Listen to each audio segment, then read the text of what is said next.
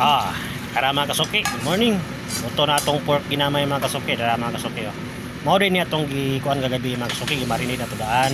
Kani siya mga kasuki. Pag tirada na ko na ako nang gisiparit. Ang tabaan na mga kasuki. Mo akong gipakupsan.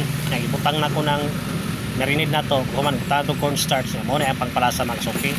Asukar, asin, paminta powder, pork cubes o chicken curry powder pagpahumot mga kasuki. Tuyo na yun mga kasuki.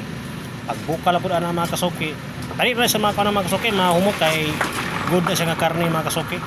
Wala na nato na butangan og kuan, aning patatas ug carrots, sulit kay na mga kasuki. Digid magmahay atong customer na makapalit. Para mga kasuki. Kani sa labnaw pa na siya mga kasuki ha. Kay di po pwede gato pang palaputon og maayda mga kasuki. Kay pag uga na mga kasuki, na mura ra naglugaw, pilit kayo.